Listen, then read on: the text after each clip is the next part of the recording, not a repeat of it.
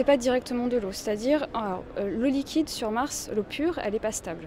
Tout simplement parce qu'on n'a pas les bonnes conditions de température et de pression pour avoir vraiment de l'eau liquide stable sur Mars. Donc par contre, ce qui pourrait être stable, c'est de l'eau salée, donc des saumures.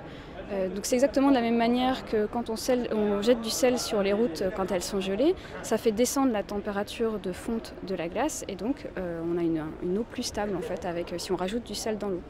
Donc ce qu'on imaginait, c'était qu'au lieu d'avoir de l'eau liquide, c'était donc de l'eau salée qui peut-être s'écoulait de manière saisonnière tous les étés sur Mars.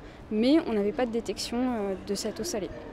Ce qu'on détecte aujourd'hui, ce n'est pas directement cette eau salée, c'est plutôt une cristallisation de sel qui apparaît en même temps que ces écoulements.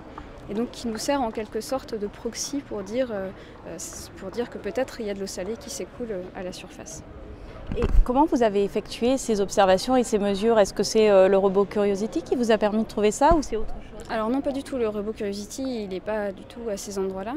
Donc c'est grâce à des données qui sont prises depuis des sondes en orbite autour de Mars.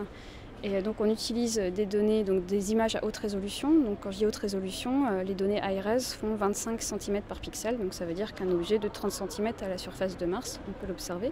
Donc ça c'est ce qui nous a permis d'observer les écoulements sombres à la surface. Et ensuite, la détection de sel en elle-même, elle se fait grâce à un instrument qu'on appelle de spectro-imagerie, donc qui s'appelle CRISM, et qui va, en fait, le principe, c'est qu'on va regarder l'interaction de la lumière avec la surface. Et donc la surface va plus ou moins absorber et réfléchir la lumière. Et en fonction de ça, donc on va obtenir, en regardant ce qui a été réfléchi, on obtient un spectre. Et ce spectre va être caractéristique de la chimie de la surface.